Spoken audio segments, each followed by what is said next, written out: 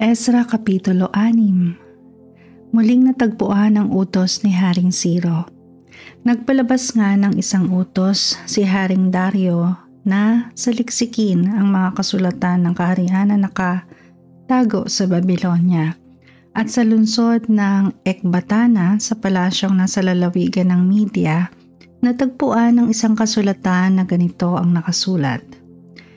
Nang unang taon ng paghahari ni Ciro, nagpalabas ito ng isang utos na muling itayo ang templo ng Diyos sa Jerusalem upang dooy mag-alay at magsunog ng mga handog. Kailangang ang templo ay 22 metro ang taas at 27 metro rin ang luwang. Ang bawat pundasyon nito ay dapat na 3 patong ng malalaking bato at sa ibabaw ng mga ito ay ipapatong naman ang isang troso. Lahat ng kaukulang bayad dito ay kukunin mula sa kabangyaman ng hari. Ang mga ginto't pilak na kagamitan sa templo ng Diyos ay dinala ni Haring Nebukadnezar sa Babylonia ay dapat ding isauli sa pinaglagyan nito sa templo ng Jerusalem. Iniutos ni Dario na ipagpatuloy ang pagtatrabaho. Nang mabasa ito ni Haring Dario, gumawa siya ng liham bilang sagot kay Tatenai at sa mga kapanalig nito. Kay Tatenai na gobernador ng kanluran ng Euphrates, kay Setar-Bozenai at sa mga kasamahan nilang pinuno sa kanluran ng Euphrates, huwag na kayong makialam dyan, hayaan ninyong ipagpatuloy ng gobernador at ng pinuno ng mga Hudyo ang pagtatayo ng templo ng Diyos. Sa dati nitong kinatatayuan, iniutos ko ring tumulong kayo sa gawaing ito. Ang lahat ng gastos dito ay kunin ninyo sa kabangyaman ng kaharian na mula sa mga buwis ng kanluran ng Euphrates. Dapat nabayaran agad ng husto ang mga taong ito upang hindi maantala ang gawain. Kailangang araw-araw kayong magbigay ng lahat ng mga hinihingi ng mga pari sa Jerusalem gaya ng batang toro, lalaking tupa at kordero na sinusunog bilang handog sa Diyos ng kalangitan, pati na trigo, asin, alak at langis.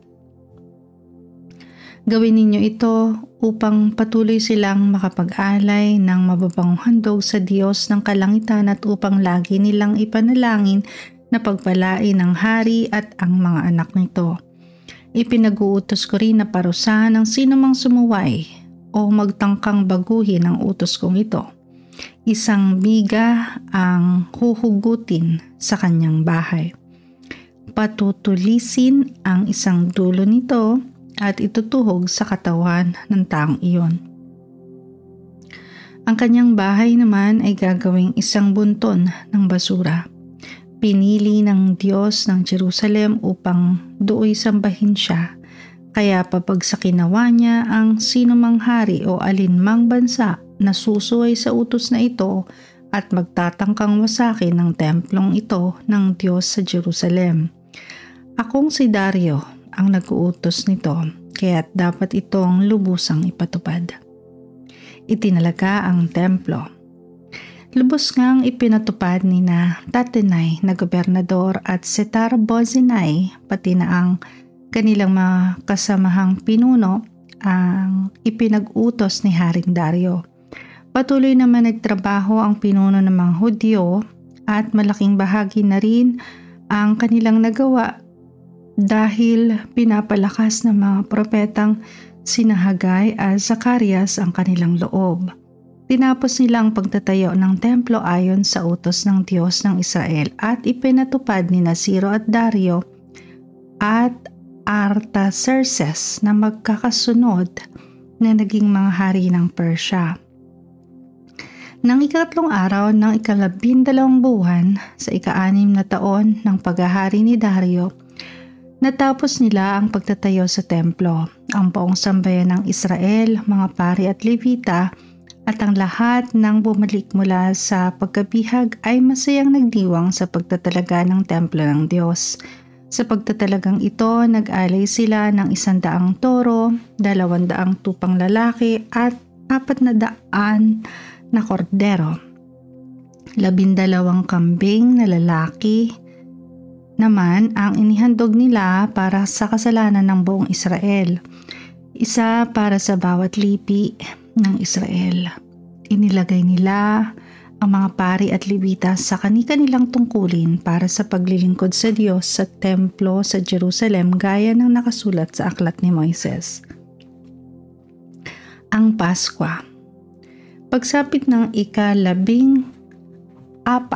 na araw ng unang buwan na sumunod na taon, ang Paskwa ay ipinagdiwang na mga bumalik mula sa pagkabihag. Sama-samang nilinis ng mga pare at levita ang kanilang mga sarili ayon sa kautusan. At pagkatapos ay pinatay na nila ang mga korderong Pampaskwa para sa mga bumalik sa pagkabihag para sa kanilang mga kapwa pari at para sa kanilang sarili. Ang mga handog ay kinain ng buong sambayanan ng Israel na bumalik mula sa pagkabihag.